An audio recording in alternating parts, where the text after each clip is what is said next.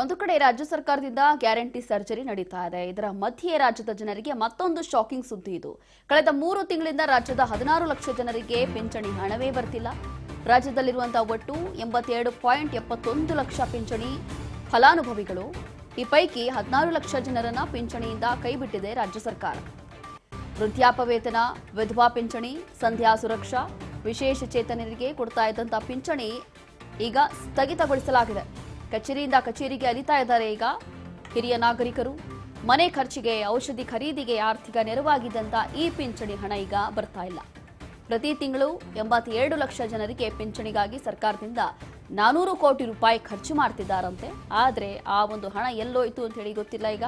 ಇದೀಗ 16 ಲಕ್ಷ ಜನರಿಗೆ ಕೊಕ್ ಬಿದ್ದಿದೆ. ಸುಮಾರು 150 ಕೋಟಿ ಉಳಿತಾಯ ಆಗಿದೆಯಾ? ಹಾಗಾದ್ರೆ ಇದಕ್ಕೆ ಬಹುಶಃ ರಾಜ್ಯ ಸರ್ಕಾರನೇ ಉತ್ತರ ಕೊಡಬೇಕಾಗತ್ತೆ. ಈ ಒಂದು ಹಣ ಎಲ್ಲೋಯ್ತು, ಏನಾಗ್ತಾ ಇದೆ ಅಂತ ಹೇಳಿ. ಸುಮಾರು 150 ಕೋಟಿ ಉಳಿತಾಯ ಆಗಿದೆಯಂತೆ. ಅದೇನು ಉದ್ಧಾರ ಮಾಡ್ತಾರೆ ಏನೋ ಗೊತ್ತಿಲ್ಲ. ಆದರೆ ಪಾಪ ಹಿರಿಯ ನಾಗರಿಕರಿಗೆ, ವೃದ್ಧರಿಗೆ, ವಿಧವೆಯರಿಗೆ ಸಿಗ್ತಾ ಇದ್ದಂತ ಈ ಪಿಂಚಣಿ ಹಣ ಈಗ ಬರ್ತಾನೆ ಇಲ್ಲ ಕಳೆದ 3 ತಿಂಗಳಿಂದ ಅನ್ನುವಂಥ ಮಾಹಿತಿ ಸಿಗ್ತಾ ಇದೆ. ಗೃಹಲಕ್ಷ್ಮಿ ವಿಚಾರದಲ್ಲೂ ಕೂಡ ಆಸ್ ಇಟ್ ಈಸ್ ಇದೇ ರೀತಿಯಾದಂಥ ಘಟನೆ ನಡೆದಿರುತ್ತೆ. ಗೃಹಲಕ್ಷ್ಮಿ ಹಣವು ಕೂಡ ಸುಮಾರು 3 ತಿಂಗಳು ಮಹಿಳೆಯರಿಗೆ ಹೋಗಿರಲ್ಲ. ಅದಾದ ನಂತರ ಮಹಿಳೆಯರು ಈ ಆರೋಪವನ್ನು ಮಾಡಿರ್ತಾರೆ. ಅಂತಂದ್ರೆ ಎಲ್ಲೋ ಕೆಲವೊಬ್ಬರಿಗೆ ಹಣ ಹೋಗ್ತಾ ಇದೆ, ಕೆಲವೊಬ್ಬರಿಗೆ ಹೋಗ್ತಾ ಇಲ್ಲ. 3 ತಿಂಗಳಾಯ್ತು, ಹಣ ಬರ್ತಾ ಇಲ್ಲ.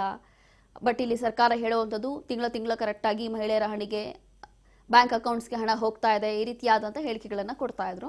ಆದರೆ ಈಗ ಮತ್ತೊಂದು ವಿಚಾರ ಏನು ಅಂತಂದ್ರೆ, ಇಲ್ಲಿ ವೃದ್ಧರಿಗೆ, ಹಿರಿಯ ನಾಗರಿಕರಿಗೆ, ಅದರ ಜೊತೆಗೆ ವಿಧವೆಯರಿಗೆ, ವಿಕಲಚೇತನರಿಗೆ, ಇಂಥವರಿಗೆಲ್ಲ ಒಂದು ಪಿಂಚಣಿ ಹಣ ಅಂತೇಳಿ ಬರ್ತಾ ಇತ್ತು. ಇದು ಕೂಡ ಈಗ ಸುಮಾರು 3 ತಿಂಗಳಿಂದ ಸ್ಟಾಪ್ ಆಗಿದೆ, ಬರ್ತಾ ಇಲ್ಲ ಅನ್ನೋದು ಗೊತ್ತಾಗ್ತಾ ಇದೆ.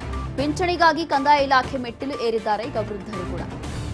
ಮಕ್ಕಳು ಊಟ ಹಾಕ್ತಾರೆ, ಖರ್ಚಿಗೆ ದುಡ್ಡು ಕೊಡ್ತಾರಾ ಅಂತ ಹೇಳಿ ಪ್ರಶ್ನೆ ಮಾಡ್ತಿದ್ದಾರೆ. ಪಿಂಚಣಿ ರದ್ದು ಹಿನ್ನೆಲೆ ಕಂದಾಯ ಇಲಾಖೆಗೆ ಅಲ್ದಾಡ್ತಾ ಇದ್ದಾರೆ. ಈಗ ಸರ್ಕಾರ ಕೊಡೋ ಹಣ ಔಷಧಿಗಳ ಖರೀದಿಗೆ ನೆರವಾಗ್ತಾ ಇತ್ತು. ಆದ್ರೆ 3 ತಿಂಗಳಿಂದ ಈಗ ಅದು ಕೂಡ ಬರ್ತಾ ಇಲ್ಲ. ಆದ್ರೆ ಈಗ ಹಣವೂ ಬರ್ತಿಲ್ಲ, ಜೀವನ ನಡೆಸೋದೇ ಕಷ್ಟವಾಗಿದೆ ಅಂತಿದ್ದಾರೆ. 3-4 ವರ್ಷಗಳಿಂದ ದುಡ್ಡು ಬರ್ತಾ ಇತ್ತು, ಈಗ ದಿಢೀರಾಗಿ ಸ್ಥಗಿತ ಆಗಿದ್ ಯಾಕೆ? 3 ತಿಂಗಳಿಂದ 4-5 ತಿಂಗಳಿಂದ ಹಣ ಬರ್ತಿಲ್ಲ ಅಂತಿದ್ದಾರೆ. ದಾಖಲೆಗಳು ಎಲ್ಲವೂ ಕೂಡ ಸರಿ ಇದೆ. 3 ಅಲ್ಲ 4-5 ತಿಂಗಳಿಂದ ಹಣ ಬರ್ತಾ ಇಲ್ಲ ಅನ್ನೋ ಮಾಹಿತಿ. कितने साल से आ रहा था? 5-6 साल से आती थी तो 10 साल में आती थी तो इतना 3 महीने में बंद हो गई। 800 रुपए आते थे। 800 रुपए कितना महीने से बंद है? 3 महीने हुआ, आया नहीं आया। क्या बोल रहे थे? इनकम जास्त है बोलते। कितना इनकम? ये देखो ये लिख के दी।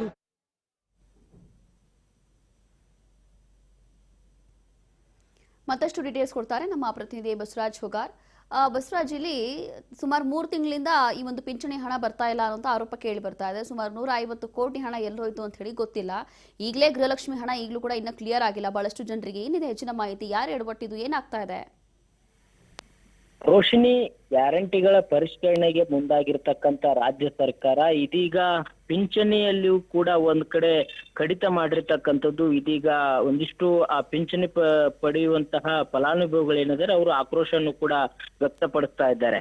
ರಾಜ್ಯದಲ್ಲಿ ಒಟ್ಟು 82.71 ಲಕ್ಷ ಪಿಂಚಣಿದಾರರ ಫಲಾನುಭವಿಗಳು ಕೂಡ ಇರುವಂತದ್ದು.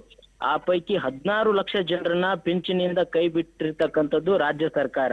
ಒಂದಿಷ್ಟು ಇದು ಕೆಲವು ಲೋಪದೋಷಗಳಾಗಿದ್ದಾವೆ ಅನ್ನುವಂಥದ್ದು, ಮತ್ತೆ ಅರ್ಹ ಫಲಾನುಭವಿಗಳೆಲ್ಲ ಇವರು ಆದ್ರೂ ಸಹಿತ ಆ ಒಂದು ಪಿಂಚಣಿಯನ್ನ ಪಡ್ಕೊಳ್ತಾ ಇದ್ದಾರೆ ಅನ್ನುವಂತಹ ಒಂದಿಷ್ಟು ಕಾರಣಗಳನ್ನ ಮುಂದಿಟ್ಕೊಂಡು 16 ಲಕ್ಷ ಜನರನ್ನ ಪಿಂಚಣಿಯಿಂದ ಕೈ ಬಿಟ್ಟಿರ್ತಕ್ಕಂಥದ್ದು ರಾಜ್ಯ ಸರ್ಕಾರ. ಹಾಗಾಗಿ ಇದೀಗ ಆ ಒಂದು ಏನು ಪಿಂಚಣಿದಾರ ಏನಿದ್ದಾರೆ ಅದರ ಸದುಪಯೋಗ ಪಡಿಸ್ತಕ್ಕಂತ ಫಲಾನುಭವಿಗಳೇನಿದ್ದಾರೆ, ವೃದ್ಧಾಪ್ಯ ವೇತನ ಆಗಿರ್ಬೋದು, ವಿಧವಾ ಪಿಂಚಣಿ, ಮತ್ತೆ ಸಂಧ್ಯಾ ಸುರಕ್ಷಾ, ಮತ್ತೆ ಅಂಗವಿಕಲರಿಗೆ ಪಡೀತಿರ್ತಕ್ಕಂಥವ್ರಿಗೆ ಸುಮಾರು 16 ಲಕ್ಷ ಜನರನ್ನು ಕೂಡ ರಾಜ್ಯ ಸರ್ಕಾರ ಒಂದು ಪಿಂಚಣಿಯಿಂದ ಕೂಡ ಕೈ ಬಿಟ್ಟಿರ್ತಕ್ಕಂಥದ್ದು. ಅವರಿಗೆ ಸರಿಯಾಗಿರ್ತಕ್ಕಂತ ಕಾರಣವನ್ನು ಕೂಡ ತಿಳಿಸಿಲ್ಲ. ಅವರು ಈಗ ಕಂದಾಯ ಇಲಾಖೆಗೂ ಕೂಡ ಅಲೆದಾಡ್ತಾ ಇದ್ದಾರೆ ಅನ್ನುವಂಥದ್ದು. ಹಾಗಾಗಿ ಪ್ರತಿ ತಿಂಗಳು ಕೂಡ ಈ ಒಂದು ಪಿಂಚಣಿದಾರರಿಗೆ 82 ಲಕ್ಷ ಜನರಿಗೂ ಕೂಡ 400 ಕೋಟಿ ಕೂಡ ರಾಜ್ಯ ಸರ್ಕಾರ ಖರ್ಚನ್ನ ಮಾಡುತ್ತೆ. ಇದೀಗ 16 ಲಕ್ಷ ಜನರಿಗೆ ಒಂದ್ ಕಡೆ ಏನು ಕೈ, ಅದರಿಂದ 150 ಕೋಟಿ ಉಳಿತಾಯ ಆಗಿರ್ತಕ್ಕಂಥದ್ದು. ಹಣ ಉಳಿತಾಯ ಆಗಿದೆಯೋ ಇಲ್ವೋ ಅಥವಾ ಇದು ಎಲ್ಲಿ ಹೋಗ್ತಾ ಇದೆ ಅದು ಕೂಡ